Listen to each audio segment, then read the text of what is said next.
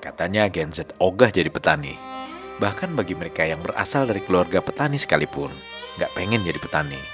Padahal sawah dan ladang sudah tersedia, tinggal menggarapnya.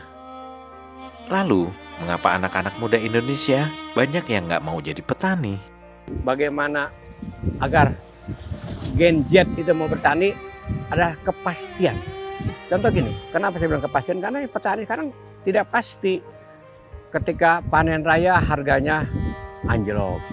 Pemerintah tidak turun ke lapangan, tidak membeli hasil petani. Terus saat produksi harga bahan-bahannya mahal, ya. Terus tidak terkendali. Terus tidak ada memfasilitasi sarana irigasi dan irigasinya butuh normalisasi. Kecamatan Pebayuran di Kabupaten Bekasi, Jawa Barat memiliki hamparan sawah yang sangat luas dan produktif. Akan tetapi, petani yang menggarapnya rata-rata sudah berusia di atas 45 tahun. Haji Sardi, seorang tokoh masyarakat sekaligus petani, menyebutkan anak-anak muda di daerahnya lebih tertarik menjadi buruh pabrik ketimbang bertani. Akibatnya, saat musim panen dan tandur yang membutuhkan banyak orang, para petani sulit mencari tenaga kerja. Kondisi ini setali tiga uang dengan situasi pertanian nasional. Data bulan Juni 2024 mencatat jumlah petani di Indonesia mencapai 38 juta orang. Akan tetapi, dari jumlah tersebut, sekitar 70% diantaranya merupakan petani yang sudah berusia di atas 45 tahun. Sementara, hanya 6 dari 100 orang Gen Z yang menyatakan ingin bekerja di bidang pertanian. Karena menjadi petani, mereka anggap sulit. Mengapa menurut anak-anak muda menjadi petani itu sulit? Pertama, biaya produksi tinggi, mulai dari membeli bibit, pupuk, pestisida, serta membayar tenaga kerja. Belum lagi kalau lahannya sewa. Lalu saat merawat tanaman, serangan hama mengintai. Kedua, minim dukungan konkret dari pemerintah dan banyaknya syarat administratif. Misalnya, untuk membeli pupuk bersubsidi, petani harus menjadi anggota kelompok tani, terdaftar dalam ERDKK, dan menunjukkan KTP elektronik saat membeli pupuk di kios. Ketiga, ketika akhirnya panen, harga hasil pertanian tidak menentu. Kalau panen raya, bisa jadi harga jual malah jatuh. Masalah ini kerap diangkat di pemberitaan dan media sosial, menggambarkan betapa minimnya tata kelola penjualan hasil pertanian.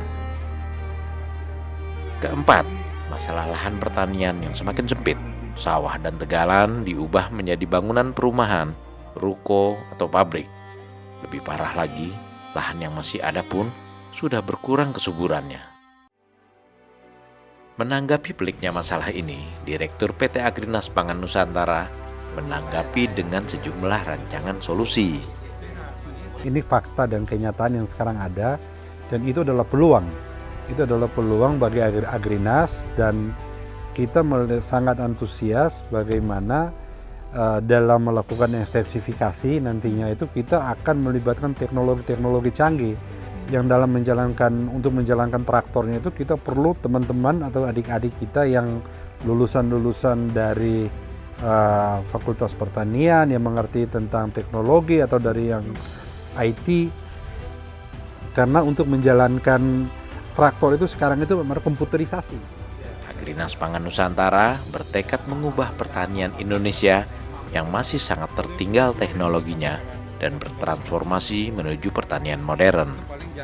Terobosan juga akan dilakukan terkait harga jual hasil pertanian.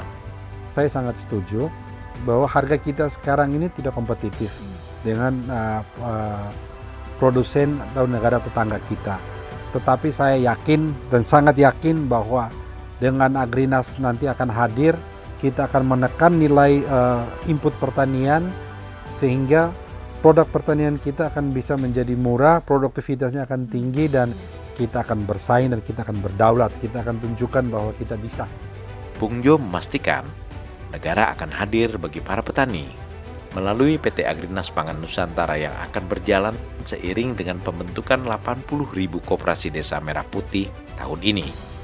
Bung Jo sendiri memastikan Agrinas Pangan Nusantara akan menjadi off-taker minimal 50% dari hasil panen petani dan membelinya dengan harga yang telah ditetapkan pemerintah. Langkah-langkah konkret tersebut segera digelar dalam beberapa bulan ini. Dan saya sangat yakin, saya sangat antusias, dan saya yakin bahwa teman-teman anak-anak muda nanti semua akan berbondong-bondong untuk mau menjadi petani lagi. Petani sejahtera, negara berdaulat.